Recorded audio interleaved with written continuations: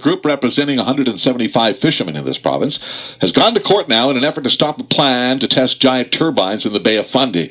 The Bay of Fundy Inshore Fishermen's Association says the Cape Sharp Tidal project is based on what it calls junk science, and it wants the project halted until more study is done. Darren Porter is a member of the Inshore Fishermen's Association.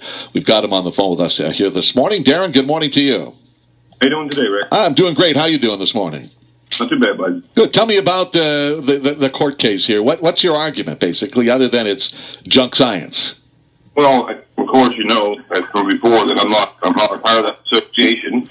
I really can't speak for them, but I can tell you what I know about the situation. Okay.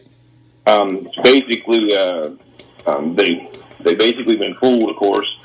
And the older group up here in the Mona's Basin, no, we cannot trust these people. We've been dealing with them for years, and I guess now the Collins Brown group are just finding out that their intentions are never what they say they are. But it's my understanding, though, Dan, that they just simply want to put these two, again, rather large turbines on the floor of the Bay of Fundy in a test project just to see what the impact would be. I guess I'm not really sure as to why there's so much opposition to what is essentially just a test right now. I can wrap that up in a nutshell for you.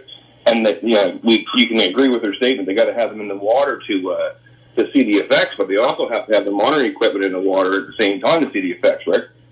So, I mean, if you think about it, they have to have a plan ready for their upgraded monitoring plan. The CFO said it was absolutely insufficient, basically. You know what I mean? In their release this spring. Yeah. So all they have to do is have a plan by January. They don't have to have that. That's none of that stuff that they have to have in their plan is going in the water.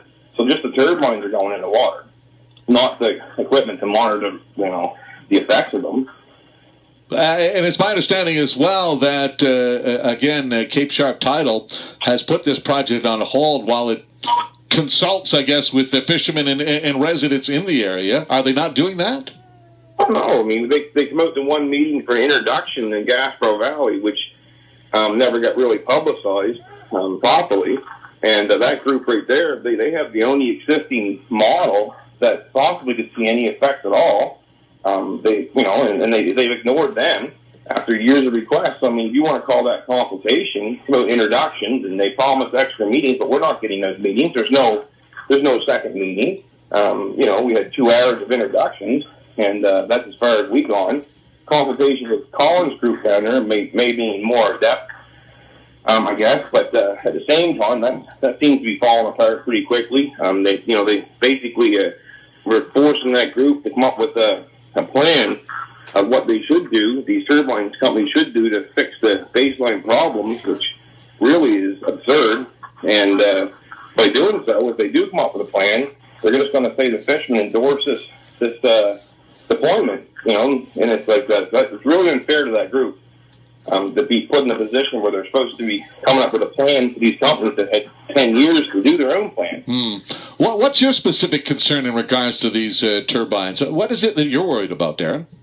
Well, when you've been in this as long as I have, and like Professor Dadswell, he's got 30 years in this, Trevor, he's got 10, the whole group of us up here got many years, is these are basically being treated as if they're hydropower dams. And if you all know with hydropower dams, these companies, they don't have to deal with their fish kills.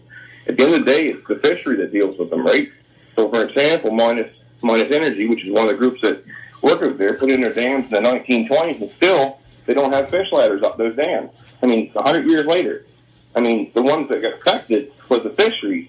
So they're treating the whole Bay of Fundy as one big power source now, and they have plans to fill it. And that's just the way it is. They have plans to fill that. That's not about 2 turbines.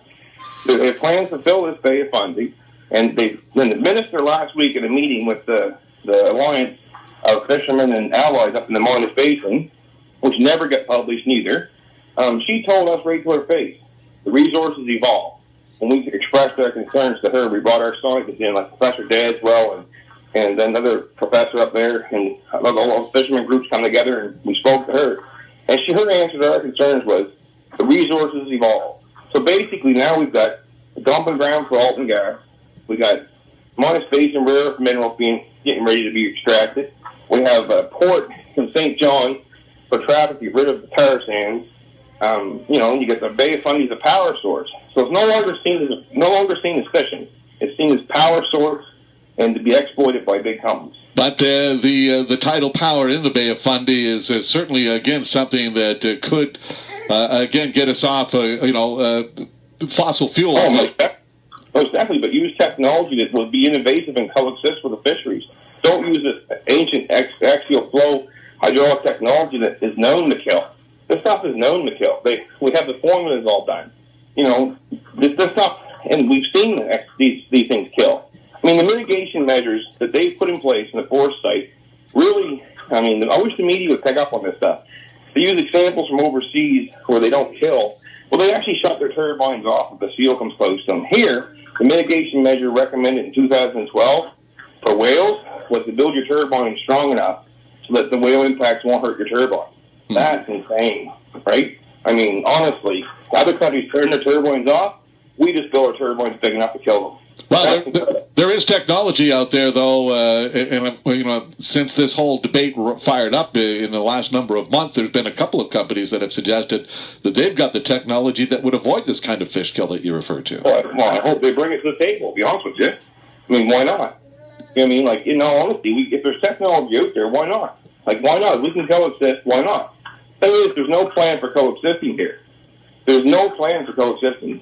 So, they're just taking over. Look at the news every day. It's amazing what they plan on doing. And of course, can you imagine the environment minister looking at fishermen when we express our concerns and saying the resources evolve? Yeah. Thank you for that statement. Yeah, you're supportive of the court action then, I'm assuming? Oh, I support the court action because it has to be done. We don't have a choice. I wish that they didn't put the onus of trying to come up with a plan on the fishermen. We're just going to end up using that as an endorsement is what they're going to do. But I do support them 100% in their court action. Of course, we don't have a choice. We're not being listened to. The government won't even meet with us. Every other project of this size has a meaningful committee. They denied us a meaningful committee to interact and meet. So, there's nothing democratic about this process up here at all. So the fishermen don't have a choice. Well, you did have that meeting with Margaret Miller, though, the environment minister.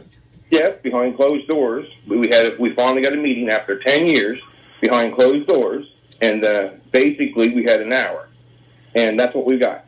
So, if you call that consultation, that's the beginning of a conversation. But then, of course, it ends with stuff like, basically her saying that the resources evolve. We're done. So if the court rules against the inshore fishermen, what option do you have? Well, I guess Margaret Miller summed it up in another statement. We said we got no social licenses. It's known that we have no social license. The top guy, John Colton, even said at the Gazprom meeting, there's no social license. It's because of mistrust. They deceived us so much. That's their own people saying that too. Basically, she said, we haven't heard much about it. So in other words, she says, we're not protesting. So therefore, who cares? So I guess we only got one choice. Which is? Protest. Sorry, which is what? Full protest. Yeah.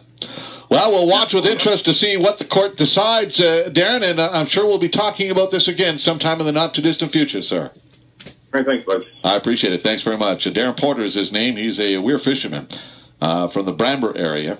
And again, supportive of this effort by the Bay of Fundy Inshore Fishermen's Association, who have now gone to court in an effort to put a stop, at least put the project on hold until more scientific study can be done. And this is, again, a plan by Cape Sharp Tidal to set up 2 turbines on the floor of the Bay of Fundy as part of their tidal power testing.